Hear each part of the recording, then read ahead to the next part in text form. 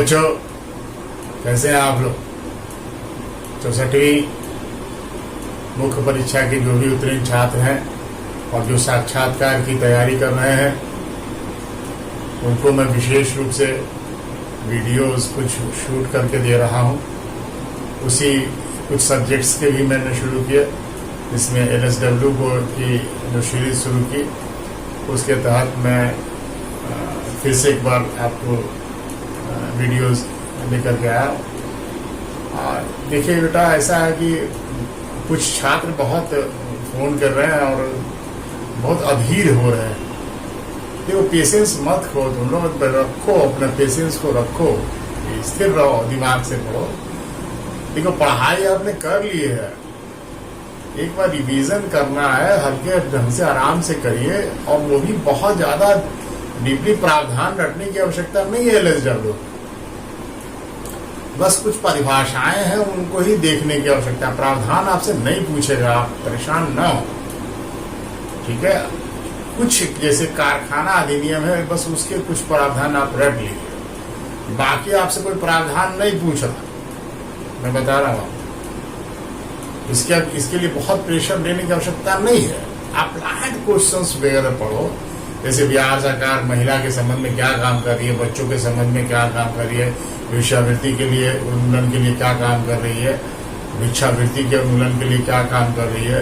क्योंकि इस प्रकार के ही प्रश्न आते हैं। और अगर आप प्रशासक बनते हैं तो ये जो समस्याएं हैं, इसको कैसे आप नियंत्रण में करेंगे, समाधान, इस तरह के ही प्रश्न आते हैं, अप्लाइड प्रश्न आते हैं। फैक्चुअल रटने के चक्कर में बहुत ज्यादा मत रहो, ठीक है। मैं आपको जो दे रहा हूँ, बस उतने भर आप याद करिए, मैक्सिमम है वो, इससे ज्यादा नहीं आएगा, ठीक है। ये मैं बता रहा हूँ। अब इससे ज्यादा अगर कुछ ऐसे पूछ ही दिया, बहुत ये जा करके बियॉन्ड जाकर पूछ दिया, वो दूसरी बात। देखिए, अमूमन मेरा भी एक्सपीरियंस है, उसके आधार पर मैं बता रहा हूँ आपको, नहीं पूछेगा बेटा, इसलिए चिंता ना करो तुम लोग। तो बहुत व्यग्रता तुम लोगों की हो जाती है। और एक दिन भी यही जा रहा है कि आप लोग जो है, सर भेजिए, शूट करके भेजिए, शूट करके भेजिए, ठीक है। ये सही कहिए कि जब मैं थोड़ी चिकित्सीय परिस्थितियों के कारण थोड़ा मैं अवकाश पर हूँ, इस वजह से आपको मैं भेज दे रहा हूँ, ठीक है। उस दिन तक मैं हूँ, मैं इस मंथ तक चिकित्सकीय अवकाश पर हूँ, तो आपको मैं भेज रहा हूँ। और मैं कोशिश ये कर रहा हूँ, मैं आपके माध्यम से सब लोगों को सूचित भी करूँगा कि जो भी छात्र हैं, मैं कोशिश कर रहा हूँ कि ऐप के जरिए आप लोग से एक एक व्यक्ति से एक दिन मैं टाइम निर्धारित कर दूंगा, और आप लोगों का घंटों कैसे आप लोगों का इंटरव्यू ले सकता हूँ, और मैं अभी कोशिश करूँगा। प्रत्यक्षता जब शुरू होगा तो देखेंगे, लेकिन अभी तो मैं कोशिश करूँगा कि ऑनलाइन आपकी जो समस्याएं हैं, जैसे किसी एक छात्रा ने लिखा कि सर मैं LSW के साथ मेरी सोशियोलॉजी थी, उसके संबंध में कुछ बात करें। सबके अपने अपने सबके प्रोफाइल में मंगवा लूँगा, और उस प्रोफाइल के अनुरूप मैं प्रश्न भी आपसे कैसे पूछूंगा, और आपको क्या और पढ़ना होगा, इन सब पर मैं विस्तार से करूँगा, थोड़ा समय लूँगा, ठीक है। आप लोग सब लोग भेजो, मैं एक एक व्यक्ति के पर वर्क करूँगा, ठीक है। इसमें घबराना एकदम नहीं, ठीक है। मैं सबको एकदम इतना तैयार कर दूंगा, वहाँ पर कहीं कोई दिक्कत ही नहीं होगी। तुम लोग देखना, तुम वो वहाँ से लौट के आओगे तो बोलोगे कि जैसे तमाम मेरे पूर्ववर्ती छात्र सब कहे कि सर आपने जितना पूछा सब उससे कहीं एक भी ज़्यादा क्वेश्चन नहीं पूछा गया। तो आप लोग के साथ भी ऐसा ही होगा, कहीं भी नहीं होगा बेटा, चाहे IAS के इंटरव्यू में कहीं नहीं चलेगा, ठीक है।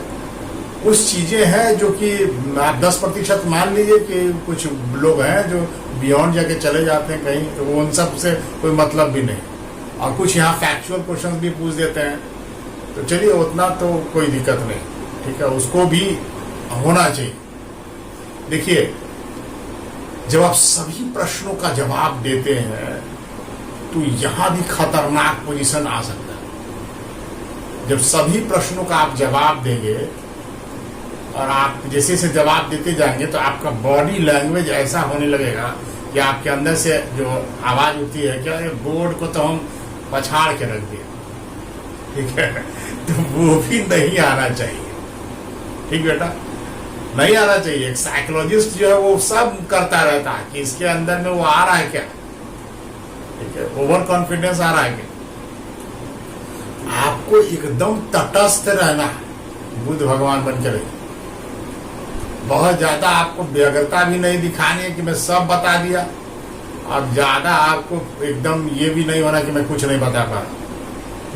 2-4 प्रश्न नहीं बताया और फिर कूल ही रहे, तो ये समझ लीजिए कि आपका अंक बहुत अधिक आने वाला है। ठीक है, 80% का जवाब आपने दे दिया और 20% नो बोल करके और बहुत कूल रहे, तो नंबर बहुत अधिक आता। और बहुत बड़ा जवाब दे दिया, सब जवाब दे दिया, और ऐसा लगा कि आपके बॉडी लैंग्वेज से कि अब तो बोर्ड को मैंने रगड़ के रख दिया, माफ कीजिए नंबर नहीं आता बेटा। ठीक है, ध्यान में रख रहा है मेरी बात, ये एक्सपीरियंस बोल रहा, इतने दिनों का एक्सपीरियंस बोल रहा। तो आप ध्यान रखिए, बहुत घबराइए नहीं, सबका हो, चिंता मत कीजिए, बस सकारात्मक रहिए। डेली आप जो है मॉर्निंग उठिए, अपनी दिनचर्या में सोचिए मैं इंटरव्यू दे रहा हूं, और हर दिन आपकी बोल चाल में भी झलकना चाहिए, वो पर डे का प्रैक्टिस है। ठीक है, चलिए शुरू करते हैं। आज मैं जो ले रहा हूं वो एक ही लूंगा, वो है बाल श्रम अधिनियम। ठीक है, वो बेटा जो बहुत महत्वपूर्ण है, यहाँ से प्रश्न बहुत पूछे जाते हैं, क्योंकि बाल श्रमिक से संबंधित एक सोशल प्रॉब्लम है, जो कि भीषण समस्या किसी भी राष्ट्र के लिए, किसी भी राज्य के लिए, किसी विश्व के लिए। ठीक है, ये अंतर्राष्ट्रीय समस्या बिहार में तो है, तो हम इसी पर आज चर्चा करेंगे। तो सबसे पहले तो पूछता है कि बाल श्रम को डिफाइन करिए कि बाल श्रम होता क्या। तो आप बोलेंगे महोदय, भारतीय संविधान के अनुसार किसी भी उद्योग और कल कारखाने में या किसी भी कंपनी में मानसिक या शारीरिक श्रम करने वाले 5 से 14 वर्ष उम्र के सभी बच्चों को हम बाल श्रमिक कहते हैं, और जो उनके द्वारा जो श्रम किए जाते हैं उन्हें बाल श्रम कहते हैं। ठीक है, अब आपसे पूछ सकता है, जो मैं अमूमन पूछता भी हूं बच्चों से, कि बताओ कि बाल श्रम में 2 वर्ड्स लिखे हैं, जो मैंने कहा नहीं है, वो है प्रतिषेध एवं विनियमन। ठीक है, तो जरा बताओ तो ये प्रतिषेध और विनियमन 2 शब्द क्यों दिया? तो आप बताएंगे कि महोदय, अधिनियम के भाग 2 में कुछ व्यवसाय और प्रक्रियाओं में बालकों के नियोजन पर प्रतिबंध लगाए गए हैं, निषेध किया गया, उस पर आप काम नहीं करवा सकते खतरनाक वाले में। तो ये चीजें उसमें वर्णित है। और विनियमन कहते हैं महोदय कि अगर जिन नियोजनों में बालकों को नियोजित किया जाता है, उनमें उनके कार्य के घंटे क्या होंगे, उनके अवकाश की अवधि क्या होगी, विश्राम की अवधि क्या होगी, ये सब तय किए जाते हैं। तो ये रेगुलेशन है, विनियमन है, इसी को विनियमन कहते हैं। ठीक है, इन सब बातों को विस्तार से लिखा गया, कितना काम घंटा लेना, इसको विनियमन कहते हैं। तो दोनों चीजें इस अधिनियम में बनाई गई। ठीक है, अब आपसे पूछा जा सकता है, अब अंतर्राष्ट्रीय स्तर पर भी जा सकता है, जब आप 5 वर्ष से 14 वर्ष के, वहां पर काट के पूछ सकता है कि बताओ ILO क्या कहता है, संयुक्त राष्ट्र संघ क्या कहता है, बाल श्रम की क्या उम्र रखा है उसको। तो जो संयुक्त राष्ट्र संघ है वो 18 वर्ष के उम्र के बच्चे को तक के बच्चों को मानता बच्चा, और ILO कहता है कि 15 वर्ष तय करता है, और अमेरिका 12 वर्ष की उम्र तय करता है। तो ये भी जानिए, अगर पूछ सकता है, अंतर्राष्ट्रीय स्तर पर भी जा सकता है। अब जो इधर 2016 में संशोधन हुए उस पर आएगा, बोलेगा बाल श्रम अधिनियम में 2016 में संशोधन किया गया, क्या संशोधन किया गया? तो इसमें सभी तरह के व्यवसाय और प्रक्रियाओं में 14 वर्ष के बच्चों का नियोजन निषिद्ध कर दिया गया, सभी प्रकार के व्यवसाय, किसी में भी नहीं कर सकते। ठीक है, उसके कुछ अपवाद रखे गए, मैं उनके बारे में बात नहीं करूंगा। अब आपसे प्रश्न पूछ सकता है कि बाल श्रम निषेध विनियमन और संशोधन अधिनियम 2017 क्या है? अब 1986 में कई बार संशोधन हुए हैं, 2017 सबसे लास्ट वन है। इसमें क्या संशोधन है? नवीनतम है, इसलिए पूछ सकता है बेटा, बता रहा हूं। इसमें आप बोलना है कि सर इसमें बाल श्रम के पुनर्वास के लिए एक बॉडी गठित की गई है, उसका नाम है नेशनल चाइल्ड लेबर प्रोजेक्ट। ये प्रोजेक्ट के तौर पर इसको गठित किया गया, योजना के तौर पर इसे किया गया और उसको लागू किया गया, जिसके तहत 9 से 14 वर्ष के आयु के बच्चे को प्रशिक्षण केंद्र में रखा जाएगा और यहाँ पे उसे खाने वाने की व्यवस्था होगी तो होगी ही। इसमें उनको औपचारिक शिक्षा के साथ साथ, ध्यान रखिएगा, शिक्षा के साथ व्यावसायिक शिक्षण प्रशिक्षण भी दिया जाएगा, यानी कोई न कोई व्यवसाय को अपनाने का प्रशिक्षण दिया जाएगा। ठीक है, देखिए नई शिक्षा नीति में भी ये बातें जोड़ी गई बच्चों का, इसमें पहले से था।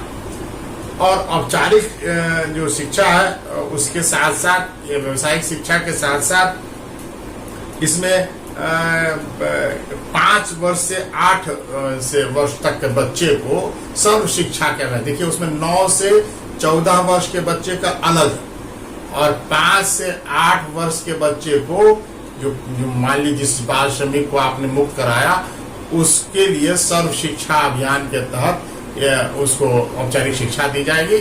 ठीक है, और बाल श्रम अधिनियम को क्रियान्वित करने के लिए एक पोर्टल बनाया गया। अब ये पोर्टल के बारे में ऐसे भी पूछ सकता है, उस पोर्टल का नाम है पेंसिल। और अगर आपसे ऐसे भी पूछा तो आप इसको कर सकते हैं कि 2017 में ये भी किया गया, पेंसिल एक पोर्टल बनाया गया और इस पर आप किसी प्रकार के बाल श्रम से संबंधित कहीं शोषण हो रहा हो तो इस पर आप शिकायतें भी दर्ज करवा सकते हैं बाल श्रमिकों से संबंधित। ठीक है, तो ये भी बहुत महत्वपूर्ण है। अब क्यों महत्वपूर्ण है मैं अगले कभी क्वेश्चन में पूछूं। ठीक है, अब ये जो 2017 में जो किया गया बेटा, ये ILO के 2 कन्वेंशन जो मैंने बताया था, ये 138 और 182, जिसमें बाल श्रम खत्म करने के लिए कन्वेंशन किया गया था, उसमें उसी प्रतिबद्धता को दर्शाने के लिए भारत सरकार ने बाल श्रम में ये संशोधन किया। ठीक है, ILO के अनुसार जो है 152 मिलियन जो बच्चे हैं विश्व में, वो कामकाजी बच्चे हैं जो 5 से 17 साल के हैं और इनमें इन 152 मिलियन बच्चे में 8 मिलियन बच्चे भारत के हैं। ये संख्या बहुत ज्यादा है। और भारत में 15 से 18, ये तो 15 तक के बच्चे हैं, और अगर उम्र को 15 से 18 ले लीजिए तो 87 मिलियन बच्चे कामकाजी हैं। ये बहुत महत्वपूर्ण है हमारे यहाँ। अब आपसे पूछेगा वहां आकर के, देखिएगा धीरे धीरे पहुंचेगा, ये बाल श्रम से संबंधित उद्योगों में तमाम में तो आप कर सकते हैं, लेकिन घरों में काम करने वाले बच्चे को कैसे आप ट्रेस आउट करेंगे? प्रशासनिक रूप से बड़ा कठिनाई होती है। और इसमें आप अपना सुझाव दे सकते हैं। आपसे पूछा जा सकता है कि आप व्यक्तिगत तौर पर आप कैसे कर सकते हैं, ठीक है, अधिकारी नहीं भी बने तब भी आप बाल श्रम को किस प्रकार कर सकते हैं। तो आप कहिएगा महोदय ऐसा मैं करता हूँ कि जहां भी मैं किसी होटल में जाता हूँ या किसी भी चाय की दुकान में जाता हूँ और कोई बच्चे अगर कार्य कर रहे हैं तो मैं उनसे पूछता हूँ कि आपका ये अपना दुकान है या फिर आप इसी इसमें नियोजित हो, तो मैं पूछता हूँ कि आप स्कूल जाते हो नहीं जाते हो। अगर ऐसा नहीं होता तो मैं उसका बहिष्कार करता हूँ और कहता मैं तुम्हारा चाय नहीं पीऊंगा और तुम्हारे यहाँ खाना नहीं खाऊंगा, और ये कस के मैं बोल कर निकलता हूँ ताकि अन्य लोग भी सुने, उस बच्चे को स्कूल भेजें। और पोर्टल पर कंप्लेन की जहां तक बात है, आप पूछ सकता है कि आपने कंप्लेन क्यों नहीं किया, तमाम नहीं किया, तो आप कह सकते हैं कि ये कंससनेस लाने के तौर पर किया। समाज में कंससनेस आना चाहिए, ये ज्यादा महत्वपूर्ण है। एक्ट के तौर पर आप बहुत ज्यादा प्रताड़ित नहीं कर सकते, और इस पर इतनी कार्रवाई अगर करने के लिए बहुत तत्पर हुआ तो सामाजिक बहिष्कार ही महत्वपूर्ण है। ये संभव नहीं है। हमारे प्रशासनिक तंत्र में अभी तक इतनी इन सब छोटे छोटे समस्याओं को तवज्जो लोग नहीं देते हैं। हालांकि भीषण समस्या, लेकिन नहीं देते हैं। प्रशासनिक तौर पर आप देखेंगे तो ये विफलता मानी जाती है। और ये इसका सबसे बड़ा प्रभाव ये कि कंसंसनेस, ये सामाजिक जैसे जैसे एक अभियान छेड़ा गया, इसी प्रकार के अभियान छेड़ करके इस पर किया जा सकता है। तो शहरों में तो आप देखेंगे बाल श्रम, अब इसके कई रूप हैं बाल श्रम के, मैं उन सब पे अभी आऊंगा, ठीक है। अब जो अगला प्रश्न हो सकता है मैं उस पे आता हूं कि किन किन रूपों में बाल श्रम पाया जाता है। जैसे मैंने अभी कहा था, तो आप कहेंगे बाल मजदूर, ठीक है। कुछ बच्चे जो हैं किसी के गार्जियन बहुत कर्ज ले लेते हैं और उस कर्ज को चुका नहीं पाते हैं, तो बच्चे को उनके यहाँ छोड़ देते हैं काम करने के लिए, उसको बंधुआ मजदूर बच्चे कह सकते हैं, ठीक है, बॉन्डेड है। और गली मोहल्ले के में जो कुछ बच्चे हैं जो देखेंगे आप कूड़ा बीनते हुए पाए जाएंगे, ठीक है, पॉलीथीन और तमाम चीज़ों को, अखबार और फेरी लगाने वाले बहुत सारे बच्चे आपको काम करते हुए मिल जाएंगे। या फिर कृषि और गृहस्थी के कार्य में भी बहुत सारे मिल जाएंगे, और घरेलू कार्य में संलग्न बच्चे तो बहुत ही मात्रा में, जैसा कि मैंने आपको बताया, चाय की दुकान तमाम सब घरेलू कार्य वाले। तो और अपने घरों में भी तमाम में बहुत बच्चे कार्य करते। देखिए, अपने घर में काम करने के लिए भी सरकार ने कहा कि आप जरूर काम ले सकते हैं, इसमें क्लैरिफिकेशन किया सरकार ने। लेकिन काम लेने के साथ साथ आप उसको अनिवार्य रूप से स्कूल भेजेंगे। और तुरंत कहिएगा कि 86वें संविधान संशोधन के अधिनियम 2002 के तहत महोदय ये बच्चे के मौलिक अधिकार में शामिल किया गया कि उसे अनिवार्य रूप से प्राथमिक शिक्षा के लिए जो है वो मिले। ये उसका मौलिक अधिकार है, ठीक है। ये कोई माता पिता अभिभावक इसके मौलिक अधिकार का हनन नहीं कर सकते। और इसी तरह राज्य के नीति निदेशक तत्व में भी दिया गया 45 में कि राज्य जो है इनको निःशुल्क जो है शिक्षा की व्यवस्था करेगा। और अभिभावकों और के माता पिता के लिए भी कर्तव्य में भी दे दिया, 11वां मौलिक कर्तव्य दे दिया। तो 86वां संविधान संशोधन की जो परिधि है वो मौलिक अधिकार में भी है, राज्य के नीति निदेशक तत्व में भी है और मौलिक कर्तव्य में भी, ठीक है। तो आपको जोड़ सकते हैं, वहां से ले जा सकता है आपको। आप नहीं जाएंगे वो भी चला जाएंगे, और आप ले गए तो अच्छी बात है, वो बहुत बढ़िया एक्सप्लेन कर देंगे आप। फैक्चुअल क्वेश्चन में पूछा था, अच्छा बताइए कि अभी अभी जो है थोड़े दिन पहले बाल श्रम उन्मूलन जो है वो निषेध दिवस के रूप में मनाया गया। वो कब मनाया गया? तो ये 12 जून की तिथि है, ठीक है। आप पूछ सकता है कि बताइए कि बाल श्रम से संबंधित, ऐसे नहीं पूछा तो ऐसे पूछ सकता है कि संवैधानिक प्रावधान बताइए। तो आप बोलेंगे अनुच्छेद 24 के तहत 14 वर्ष से कम उम्र के बच्चे को खतरनाक नियोजनों में जो उसमें प्रतिबंध लगाया गया, आप ये बोलेंगे, ठीक है। 24 आर्टिकल 24 की बात करेंगे, आर्टिकल 45 की बात करेंगे, 14 उम्र के बच्चे को जो है निःशुल्क शिक्षा देने की बात है, वो भी आप बात करेंगे। आप पूछ सकता है कि बताइए कि बाल श्रम जो है बिहार में भी बहुत ज्यादा, उत्तर प्रदेश में भी बहुत ज्यादा, इसके बढ़ने के कारण क्या है? आप सब लोग जानते हो कि सबसे पहला कारण आप बोलेंगे महोदय गरीबी, दूसरा अशिक्षा, तीसरा जो है बढ़ती जनसंख्या, चौथा जो है कंसंसनेस है। आप कह सकते हैं कि वो कंसंसनेस का अभाव है। तो ऐसे कई कारण, लेकिन ये 3 महत्वपूर्ण कारण है, ठीक है। गरीबी, अशिक्षा और जनसंख्या, बढ़ती हुई जनसंख्या, ये 3 बहुत महत्वपूर्ण कारण है जो बाल श्रम को बढ़ाता है। अब आपसे पूछा जा सकता है कि आप ये बताइए कि बाल श्रम उन्मूलन एवं पुनर्वास के लिए कोई गैर सरकारी संगठन का नाम है, बताइए। कोई गैर सरकारी संगठन भी काम कर रही है क्या? तो आपसे वो पूछना चाहता है, ठीक है, कैलाश सत्यार्थी जी के बारे में, जो बाल श्रम पर बहुत काम किया, नोबेल प्राइज भी प्राप्त किए, और उनकी जो संस्था है बचपन बचाओ आंदोलन, जो अंतर्राष्ट्रीय स्तर पर कार्य करती है, केवल राष्ट्र स्तर पर नहीं, अंतर्राष्ट्रीय स्तर पर कार्य करती है, और विश्व के कई देशों में उन्होंने कार्य किया है और वहां बाल श्रम को मुक्त किया, ठीक है, अमेरिका में। फिर आएगा बिहार सरकार उनके पुनर्वास के लिए कौन सी योजना चला रही है, तो ये प्रश्न पूछ सकता।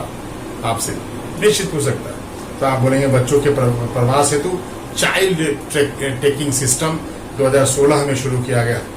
इसके तहत जो मुक्त कराए गए बच्चे होंगे उनको तत्काल जो है एक समिति होगी, बाल कल्याण समिति, वो 3,000 रुपये मुहैया कराती है और उसके बाद फिर 25,000 रुपये उनके पुनर्वास के लिए देती है ताकि वो कुछ अपना काम कर सकें और फिर उनको प्रशिक्षण दे करके स्वनियोजित करने का भी प्रयास करती है।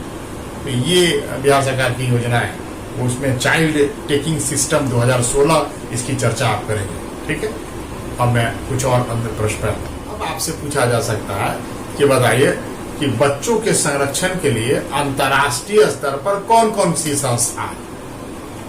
अब आप किसका किसका नाम लेंगे, देखिए आप कहेंगे ILO, ठीक है, इंटरनेशनल लेबर ऑर्गेनाइजेशन काम करती है, यूनिसेफ काम कर सकती है, यूनेस्को काम करती है, WHO काम करती है।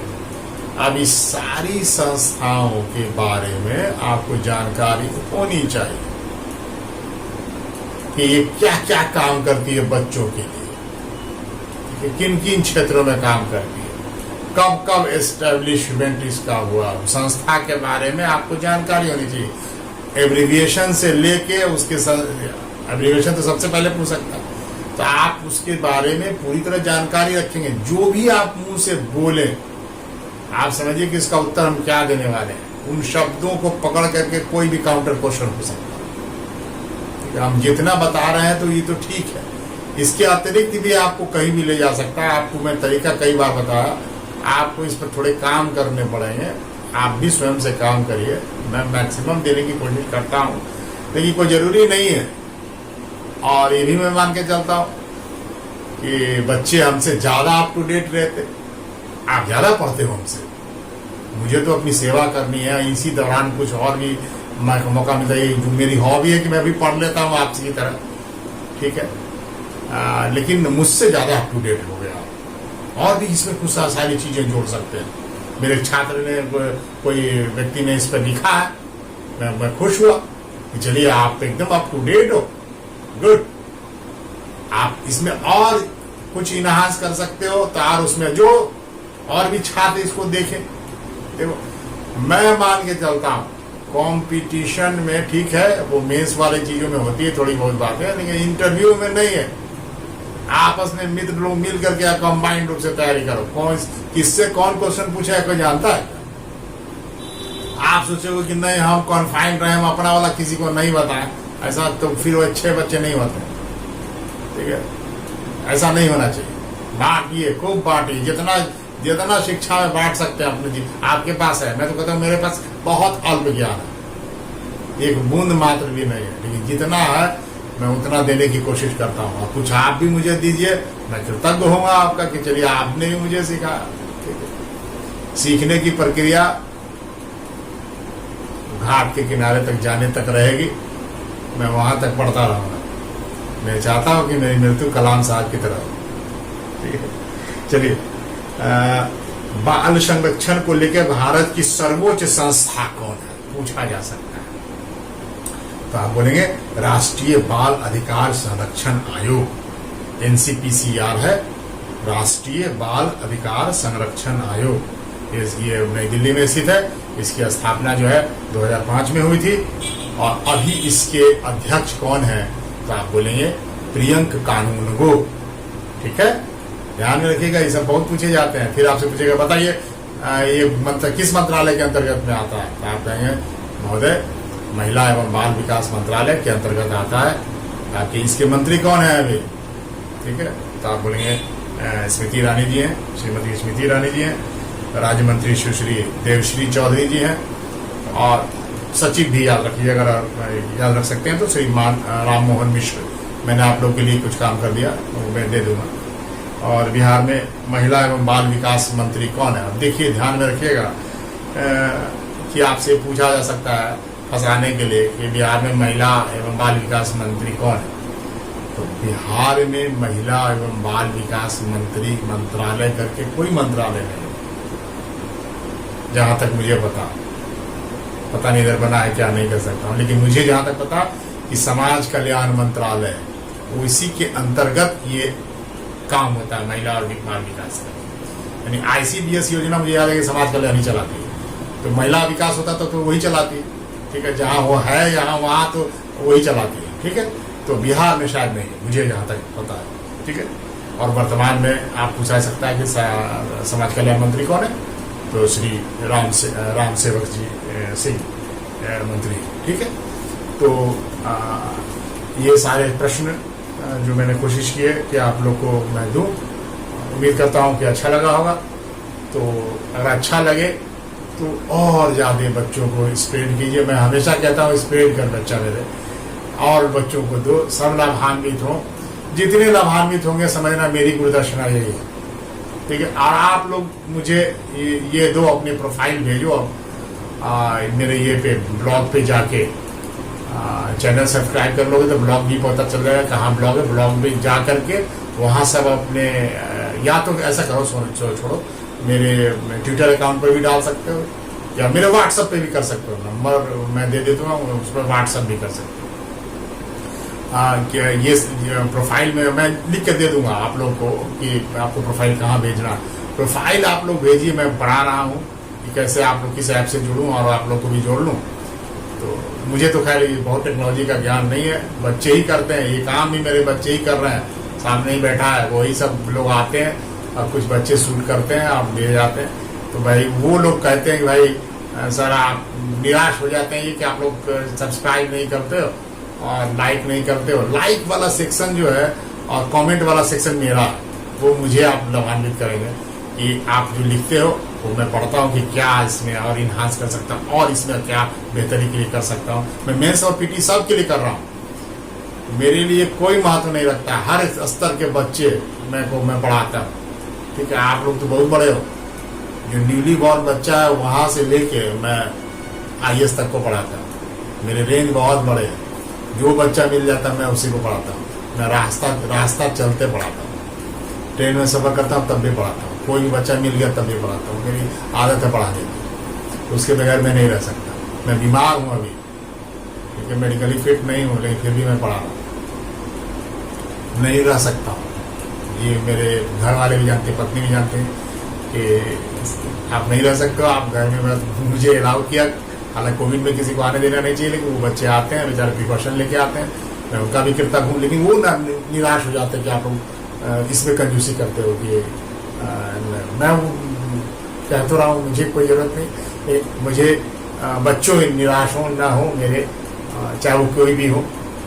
तो आप लोग प्लीज़, मैं आपसे रिक्वेस्ट ही कर सकता हूँ, अगर अच्छा लगे तो निश्चित रूप से इसको स्प्रेड कीजिए और लोगों को लाभान्वित कीजिए। धन्यवाद। फिर मैं अगले सेगमेंट में आपसे मिलूंगा। चलो।